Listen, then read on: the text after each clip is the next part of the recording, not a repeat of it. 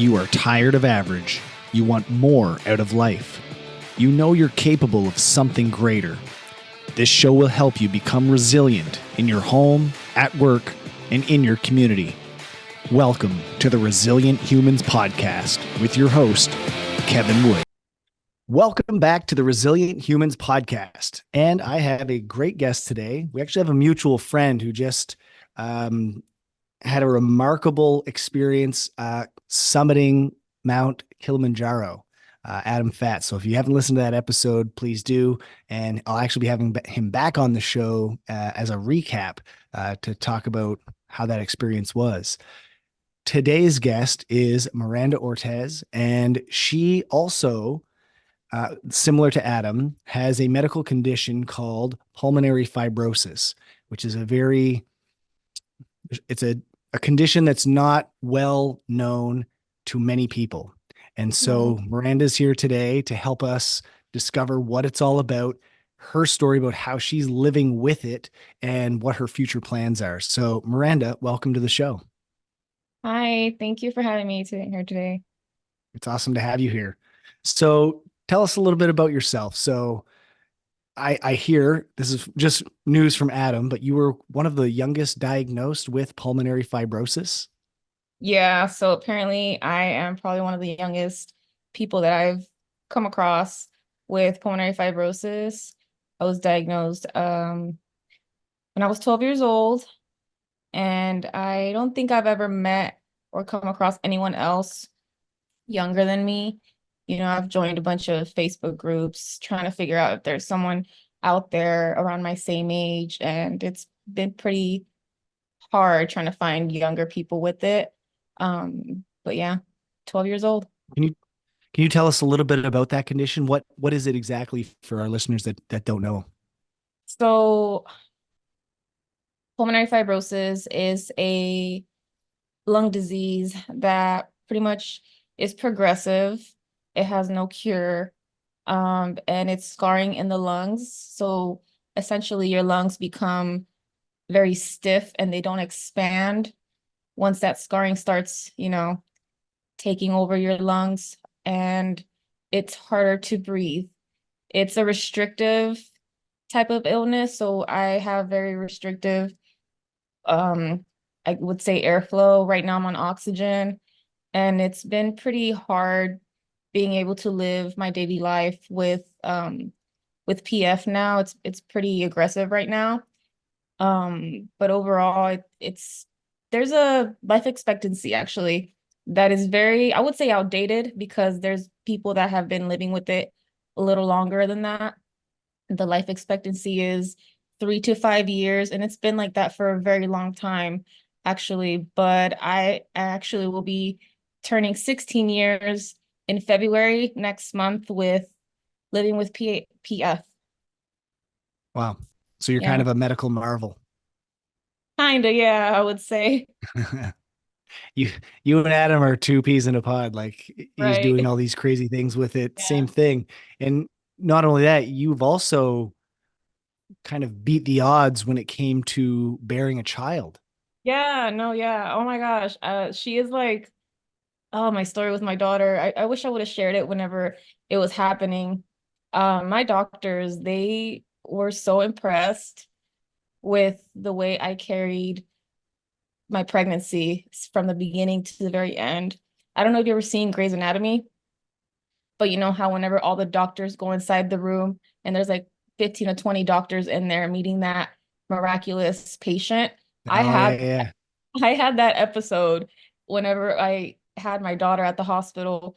They just all came in there and they were like, wow, like one of them told me, I read your chart and I was waiting to see someone that was pretty much like on the verge of just looking so unhealthy. And I'm looking at you right now and you look nothing like what we read in your chart. Like, how do you feel? They're just asking me a bunch of questions, and I was like, I'm just here. I just had a baby. Like, I don't know what to say. I feel great. Um, but if you want me to get a little further into the pregnancy story, I would love to share that as well. Yeah, absolutely. Okay, so um I've always been told I can't have children because my illness, pulmonary fibrosis, it pretty much will cause a good chance of something called mortality, I believe it's called something about mortality. I'm not sure the exact word, but pretty much basically my lungs will either collapse or I would go into respiratory failure during the pregnancy or even during labor. They wanted me to terminate. I was advised to terminate about 2 to 3 times. They asked me that question within my first trimester. I said no. I was very adamant and I said I wasn't going to do that because I was just against it at the time, obviously. And for some reason I felt like I had angels on me because I had no medication during my pregnancy. I had no complications. I didn't need oxygen. I had such a very calm and relaxing pregnancy. I was high risk. I was being seen about very often. I was being seen like almost weekly, but everything came out good. My daughter, she was a healthy baby girl. She was a little underweight. She was small, but other than that, she's 6 years old right now, and she's very healthy. She's very sassy, and she's my miracle. She's my miracle baby. That's awesome. It sounds like you're rewriting the medical textbooks for people, right? Like if you had that many doctors and nurses come in to ask you questions and stuff, Yeah. they're trying to figure out how or why you're the anomaly. How are you different? Right. It's not right. Yeah. You're not like a secret mutant or a superhero, right? So there's something, and they don't understand it. They're trying to figure that out. So it's great that you can be that example for them to say, just because you have this diagnosis, it's not Mhm. it's not an immediate death sentence. And there are things that people can do outside of that. I mean, being in the health and fitness space, uh, people were told for years you shouldn't work out while you're pregnant. That was I just the common knowledge. And now we had 2 full classes today at the gym of parents that had just given birth. Totally normal these days. And it's Yeah. because of people like you that we get to rewrite those stories that people have about those myths that are prevalent in our society. So yeah. Well, I think it's Can more you of like I'm sorry. I think it's no more go of ahead. like uh I would say a precaution. And they also did mention that there's not a lot of data with women that would go to term with PF, and they were just going in blindly and just following my lead, I guess. And I was very lucky to have been able to experience motherhood. Can you give us a little bit of pre-diagnosis? Like what was life like for you growing up, kind of before you knew this was the thing or before you were diagnosed? So I was diagnosed very young at 12. I would say I don't know what grade I was in, maybe seventh grade. Um, and I've always been chronically ill because actually I do have arthritis as well. I was diagnosed when I was 9 years old, and my arthritis it runs in the family. My mother has it, my grandmother, my mom's mom has it too, and I have it. Um, so growing up, I always had joint pain in my hands and feet mainly. And they actually believe that my RA affected my lungs somehow within the age of 9 and 12, and it caused pulmonary fibrosis. So my PF is actually, my diagnosis is that it's autoimmune related. And growing up, I was always exempt from the gym, which is not good, but at the time I thought it was cool. I was like, okay, let me just sit on the bleachers. But I was exempt from the gym, so I never actually really worked out. I was not used to it. I'm still not used to it, because of my restrictive breathing. And I didn't really do much other than just live my life as a young kid. And with my teenagehood with pulmonary fibrosis, I actually didn't know that about the life expectancy. My mom never told me. So I grew up not knowing that I had a chance of passing within 3 to 5 years after they told her I had pulmonary fibrosis. So I grew up not knowing, and I'm actually I appreciate that she never told me because I feel like the mind is very powerful. So if I knew, Hmm. I probably would have induced myself to that, mentally.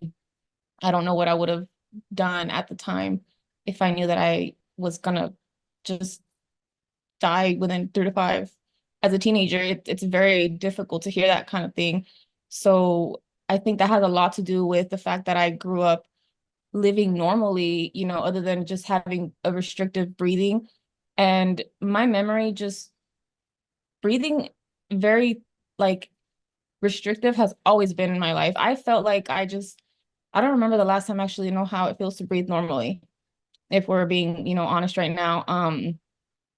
I just thought the way I would breathe and like how much I can actually inhale was normal. And when I started looking more into my medical history and my chart and my results, I was like, whoa, like, how am I still alive? I can't even inhale a liter as we speak today with both lungs. Like, I have a little bit left that is helping me live through the day.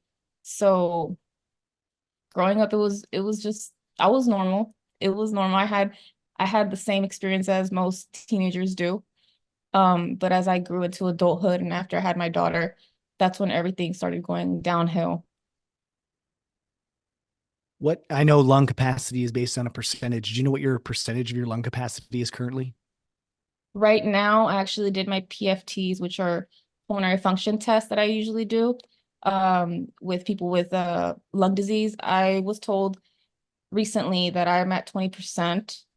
Um, and I think when I was referred into the transplant list, that we'll be talking about that later, the transplant clinic, I was around 25%. And that was Okay. about in November of a few months ago, actually. Okay. Now I'd like to know, how has your life changed as this condition has progressed? You've obviously had to make some massive changes in your life. Like you live your life attached to an oxygen tank. Like that has to play a huge factor in the things that you're able to do in your day-to-day life. So initially, when I started using my oxygen, which was about in August of 2021, about uh 2 years ago, I would say 2 to 3, almost 3 years ago.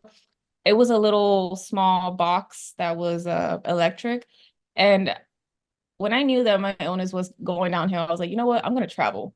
I started traveling and the behind the scenes with being able to travel and enjoy, the beach or the mountains or at least trying to hike or just going out with my family on, different adventures and stuff with my daughter, making memories. It was hard.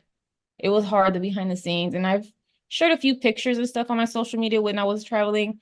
But it just I wish I would have recorded the behind the scenes to see that it was very difficult and I had to adjust just to be, sitting on the beach with my daughter, watching her make sandcastles, or, that awesome hike where at the end of the hike you see like a very nice landscape. I had to stop and take a breath about 30 to 40 times just for a small half-mile hike.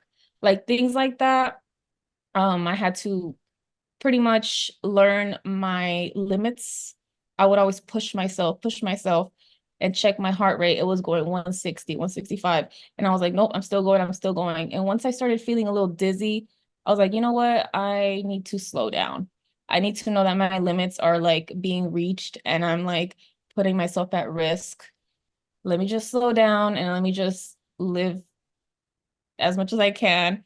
You know, also at home, I had to adjust. Right now, I have to rely on people to help me get through the day. I don't really drive anymore because I do get like breathing attacks out of nowhere. So it's kind of dangerous to drive while you're coughing and you're not even like looking at the road. So I don't drive. Um, There was a time that I couldn't even go to the store for 10 minutes because I started getting like a lot of phlegm, started coughing a lot. So I would just turn around and wait in the car and wait for my husband or my mother to finish the groceries, and I could just go home and rest. And whenever I had the breathing attacks, and the phlegm and the coughing and all that stuff go up and come out, I would have to, I would breathe, I'm sorry, I would cough for about between 30 minutes to 2 hours nonstop. And it was very hard on my lungs and just on my body, that I would rest for the rest of the day. I would have to lay down and just relax because I couldn't do anything else. And that was with the little oxygen that I had at the time. It was very weak. I needed 2 liters at the time, but then they noticed that I needed more. I needed more oxygen. So then I transitioned into the big cylinders, the big metal ones. And I said, how am I going to hide this from my friends? How am I going to hide this in public? Oh my gosh. Like, I need to go public. Like, I need to tell people that I am sick and I should not be ashamed of it. So I actually went public with my medical struggles about a few months ago. And the amount of people that were shocked by how I've been hiding this for such a long time, they were amazed at how good I hid it. Only a few close friends knew about my struggles because, I mean, they saw what I was going through. They saw the breathing attacks. They saw everything. So, I feel like going public with my story and showing people that, I'm trying to live normally, but I have like side effects where I have to like adjust to feel normal. It's hard. And I've only received nothing but positivity from people and telling me like, you're very strong, and I can't believe you're going through this. Keep going, keep sharing your story. You're gonna reach the right people that you might even help out somehow with whatever you're going through. I I obviously creeped out your Instagram prior to you coming on here, and I noticed that shift. I read some of the captions that you had posted, and one of them was, "I'm done hiding. I'm Yeah. going to show it how it is." And how admirable and courageous you have to be in order to do that, because I know how stories work with people, and you've hid it for so long. So it wasn't it wasn't a part of your true identity. Even though it was part of you, it wasn't part of how you were displaying yourself to others. And that Right. to shift that takes guts. It takes a lot. Thank And you. like you said, you're receiving a lot of positivity as a result of doing that. Did that feel like a weight being lifted off your shoulders when you were free to express who you actually are? It did. It actually I felt such a relief. And when I was like typing that post that you're talking about, I know what you're talking about. The one with the little video of me like at the edge of it looks like I don't know, like a cliff or something. Yeah. Um, I it took me days to write that. I was trying to write exactly how I felt. So it actually took me like a full day to hit post. And I Mhm. actually didn't post it. Like, I think my brother did, or my husband. I'm not sure which one. I was like, can you post it for me? Like, I don't want to post it. So I was very shy and like worried that it was going to be something negative or like see some hate or something. I don't know why. Like, I have social media anxiety. So just seeing so much positivity and a bunch of people with the hashtags that started following me and reaching out and telling me, hey, I have pulmonary hypertension. It's not the same thing, but I have lung disease and I actually do need a transplant too. Like, I want to follow you, et cetera, et cetera. Or I can't believe you had a baby with PF. This is so inspiring. So I was like, oh my gosh, like my story has made a little bit of a change or actually helped someone out there to give them some hope that they're not alone, that, there's other people going through the same struggle as myself. So it felt good. It felt really good. It's a ripple effect. And that ripple is only going to get bigger and bigger as you go. Yeah. Oh, definitely. I guarantee it. I guarantee it. It has to. You'll see. You're going to be on stages down the Oh, road giving speeches about your story. I have I'm going stage to plant fright. that seed now. I Ah, have to so did learn. I. So did I. That was a story that I told myself when I was in school. Do not put me in front of the class. Face would go beet red. I'd start sweating profusely. I did not want to talk in front of a class. And now I give speeches in front of hundreds of people. I actually do community theater now and act, and sometimes in my underwear. Oh God. Never in a million years would that have happened, 20 years ago. So you never say never. You just have to break Right. break through the story, right? Okay.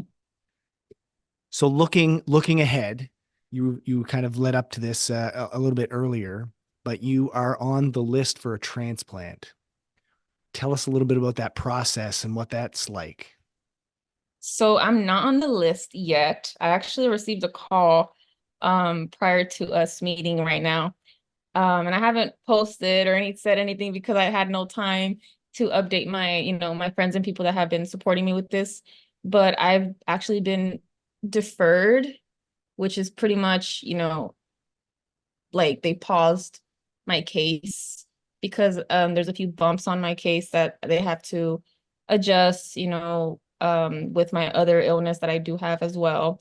That's called dermatomyositis, and I'll go into further detail about that later because it greatly affected my chances at being listed very soon as they wanted me to, but I'm not on the list yet. The process was very hard.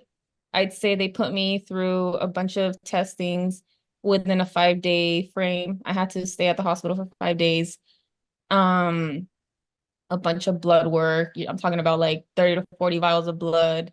I had to get a, oh my gosh, I forgot what that mini surgery was called, but they basically went through my, I would say carotid right here in my neck. They went through my neck like with a needle and they checked my heart to make sure it was good. I passed that. And then I also had to do a lot of x-rays, full body x-ray. I had to do CT scans with and without um some kind of like ink, I would say. I would have to like they would put Like a through my vein. dye. Yeah, Yep. like a dye, there it goes, the dye. And then I also had to do I had to drink barium. They were doing the swallow test. I had to eat radiated eggs for breakfast. And they had to check, make sure that my stomach was digesting it good. I passed that as well. I passed everything except one test. And I haven't posted it yet because I've actually been learning how to cope with the news. I actually they just told me about that news last week. So I've been coping with it and accepting it and putting it behind me and just keep going further and, just keep looking ahead and not behind me. I didn't pass one test, and that one was probably the most important one. Well, they're all important, but this one was very important. And this test has a lot to do with eating an aspiration into the lungs, which is essentially like the food or food particles going into your lungs. So a normal person, they do aspirate, food whenever you choke, or they say, "Oh, it went through the wrong, went through the wrong hole or whatever," like the food or the water. We have an immune system that they see like the lungs receive like water or food or whatever, and the immune system attacks it so it won't cause an infection. So right now, I don't have a compromised immune system because I'm not in any immunosuppressants right now. So my system is actually fighting back whatever I aspirate to my original lungs. With my transplanted lungs, I can't do that. I will be on an immunosuppressants for life. So my lungs won't be rejected by my own body. With that being said, I won't have an immune system, and whatever I eat and goes into my lungs, it will basically cause an infection and then it would lead to rejection. And they want to avoid that. The test that I failed which is pretty much called a esophageal manometry test.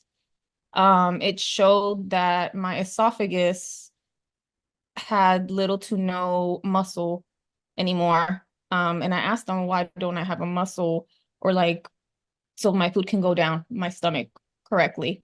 They said that the myositis, or dermatomyositis, my other illness, basically messed up the muscles from my esophagus. And yeah, that's pretty much what I had to blame. Like, DM messed up my esophagus, so now I have to find another route to see if I can get the transplant. And they actually told me, and this is the news that I had to like deal with for like a week. They told me that they would consider putting me on the transplant list if I agreed that I would have to go into how can I say this? If I agreed that I would be, how can I say this? Hold on. If I pretty much agreed that I would have to receive a feeding tube for life. That's what they told me. So I was like, what? Like, I can't eat anymore. And at the time I did cry. You know, I cried in front of the doctor, and I was like, oh my gosh, like, you're telling me I can't eat anymore? And what about drinking? He said, no. He said, your esophagus is so damaged that if you eat or drink, there's a good chance within the first year, if you eat or drink, there's a good chance that you might have rejection, and it would lead to death. He basically told me that in those exact words. And I said, okay. He said, you can think about it. You don't have to accept this right now. My husband was there, and he was just shocked because we thought we were in the green. And I had a feeling that I was going to fail that test because I didn't do good. I couldn't even breathe with that tube down my nose when they were trying to measure all that stuff going down my esophagus. So I knew that there was some bad news, but I didn't know it was this bad. And pretty much when they told me that, I was like, okay, I can't eat. Yeah, that's fine. Like, I'll adjust, you know, feeding tube, whatever, it's fine. And they said, he said, it's not just that. Like, he told me it's birthday cakes, it's family dinners, it's Thanksgiving, Christmas, food when you go out, you know, to places, dinner dates with your husband, you know, brunch with your friends. And I'm like, oh my God, like, stop. Like, I didn't even think it through. And I'm like, you're right. So I went home, and I didn't give them the green light that I said I would accept it yet. It took me 2 days. And my husband and I were just talking back and forth. And I told my mother, and it was very shocking for my family to receive this news, because they're like, you can't eat at all. Just like, no, not if I want these lungs. But you know, at the same time, I have to sacrifice something in order to receive something else. And in my opinion, it'll be worth it. It'll be worth it because I will be receiving more time with my daughter. That's how I see it. I Right. will give up What's food. the alternative? Yeah.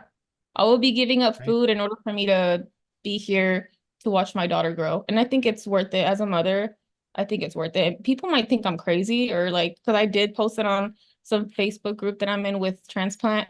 And I did receive one negative comment, and she was like, it's not just giving up food. Like, trust me, it's so difficult. And I don't want to be like, you know, sassy Susan or something like that. She said, she's like, I don't want to be the bad guy here, but it's gonna suck.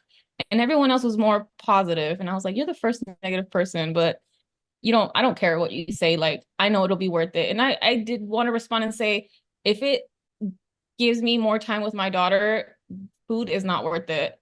It really isn't, you know, and it kind of sucks. And right now I'm just saying it, but I'll adjust and I'll get through it.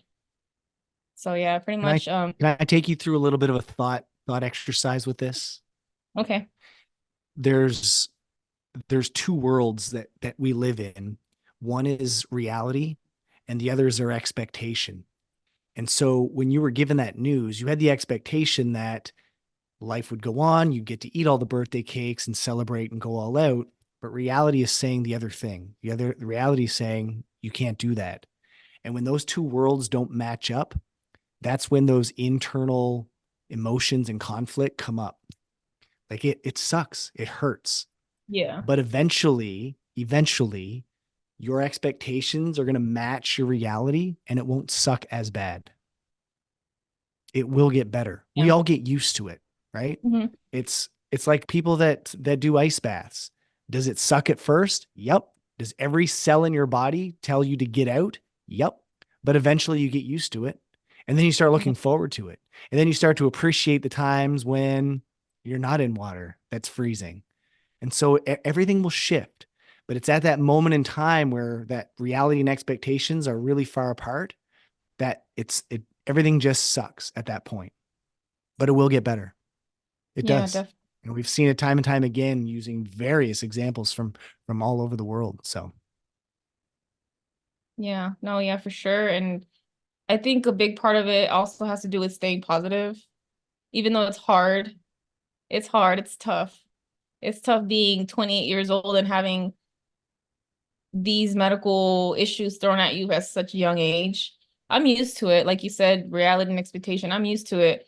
I'm used to being thrown a bunch of bad news back to back to back. But, I've noticed and I've realized that regardless of what they throw at me, I always try to, for some reason, I always come back bouncing much even like something that they would not even expect from me.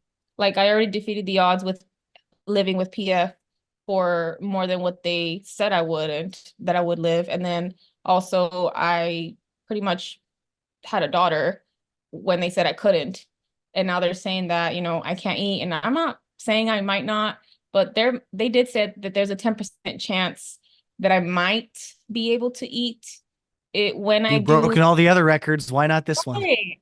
Yeah, that I might be able to eat. And I'm like, okay, I'm holding on to that 10%. Yeah. And even if it doesn't go my way, at least I tried and I will still, exchange living longer, exchange it that with food. Like I will definitely do it. Like there's no backing out with me that I will just keep moving forward and stay positive with whatever they throw at me. Do you feel like your mindset and positivity has been improved or altered because you have a daughter? Definitely. Oh yeah, no, for sure. I say that all the time. People always ask me like, how can you just how do you do it? Like what is your secret? Like why what are you holding on to that keeps you going with this what you're going through right now? And I say, I didn't know at the time. I didn't know what it was. And then it just hit me one day and I said, it's my daughter. Like my daughter is the reason why I'm trying harder. And I think if it wasn't for her, it kind of sucks saying this, but I probably would have given up a long time ago. So there's a reason why she's here, and she's my medical miracle, and she's also my savior. Like she saved me, and she continues to do so just by being here. That's powerful. Oh yeah, It's a really powerful thought. yeah. Do you have anything you would like to share with our listeners that we haven't talked about yet? Well, I did mention that I wanted to talk about my other illness. I believe it's dermatomyositis, which is essentially the reason why the muscle in my esophagus kind of messed up. Um, I was diagnosed with that, I think in February of 2020, before the lockdown happened here in the US, with COVID and stuff. What that is, it's basically muscle and skin inflammation, and it also is muscle atrophy. So I don't have a lot of muscle mass anymore. And during the year that I was diagnosed, I actually started throwing up daily. I couldn't eat a lot. And I think that's where the esophagus issue started. I threw up for a whole year, nonstop. Like, I mean, not nonstop, but like 2 to 3 times a day for a whole year or so before they try to like figure out what they can do for me, like the doctors. I lost about 40 pounds. Like within like 5 months, I was like down 40 pounds. And it probably sounds amazing to people that are trying to lose weight, but whenever you're like tiny, it's not cool. Like it sucks. And Mhm. I'm still trying to gain it, but it's very hard to gain weight whenever my heart is working twice as hard to just have my lungs, keep going. So I'm actually losing twice as much calories as a regular person. So I need to eat twice as much. But then I don't have appetite because I have a messed up esophagus and like I don't really keep food down, so I can't eat. So there's like a lot of issues that I've had that I can't do this because this has happened, like a cause and effect. And I'm trying to figure out like what I can do, but pretty much DM messed me up. And it's not known, it's very rare. So you can, it actually kind of like, how do I say it? It basically is kind of like arthritis. And whenever you start feeling symptoms with it, you think it's arthritis, like whenever your joints hurt, but it really isn't. It's myositis. So I also want to start being an advocate with that. I want to spread awareness with DM as well, because there's not a lot of people that spread awareness with pulmonary fibrosis, but also dermatomyositis. Like, it is a beast. Like, it probably is the reason why I'm in this position right now. If I didn't have this, I probably would have been in the list already. But it kind of sucks, and I wish I can find a way to show my story like from beginning to end, to tell people like how I got here. And I don't know, it'll come one day. Like, I'll have the opportunity to do so. But I just wanted to share that with, with the people that are listening right now, that, if they look into that too, it sucks. It really sucks. Yeah. I'd love you to tell our listeners. I ask all of my guests the same question. I'd like to Okay. hear how you would describe the word resiliency. What does that mean to you? So resiliency, to be resilient, I think it has a lot to do with, obviously, with what life throws at you and how you respond to it. Um, with me and with everything that I've said today, I believe that it teaches you to see life differently. It teaches you to find the good in the bad, like in the bad news and everything negative that life throws at you. Find that small positivity and make it into something bigger. Hold on to it. Don't just go negative and just give up. Not giving up has a lot to do with resilience, I would say, in my case. Um, just keep moving forward. Find something that you can hold on to. Find motivation. Find something that is worth fighting for. Everyone's struggle is different. Everyone's medical struggle is different. But at the end of the day, we have something in common, which would be that we just want to get through it. And I think, holding on to being resilient and being, just, how would I say it? Like, I'm trying to figure out the correct words to say it because I have like so much going through my mind right now. But just to be resilient is pretty much just being like tough, but not like in a, like I'm tough, like, but being strong within, like mentally and emotionally being strong and not letting it like step over you. We have to just keep going. We have to live life. We have to see the positive in things, because if we stay negative, we attract it. We attract negativity. We got to keep being positive, even though like you're giving the worst news of your life and you're like, oh my gosh, what am I going to do? Like, it'll pass. It will pass, and you will look back at it and be like, oh my gosh, I can't believe I lived through that. So just staying positive overall. That's what I would say. I know the people that are listening to this would all 100% agree that you are an embodiment of resiliency. You've, as you said, you found out your motivation, which is really your why. It's your why to keep going, to keep Right. pushing through, to find those positives. Like, there's a 10% chance I could still eat. That's focusing on the positive. That's focusing on your why. And Yeah. that's what I believe is part of being a resilient human. And so you embody that. And I hope this message reaches many people that will help them through their moments of darkness as well. I hope so too. I really do. Miranda, it's been an absolute pleasure having you on the show today. Thank you so much. And I'm wishing you all of the best. And Thank I you. hope all of the news that you get going forward is nothing but positive. No, I hope so too. Thank you. No problem. Thanks for coming on. Thank you for having me. Thanks for listening. If you enjoyed this episode, please share it with others or leave a rating and review. To catch all the latest episodes, be sure to subscribe, and I'll see you next time.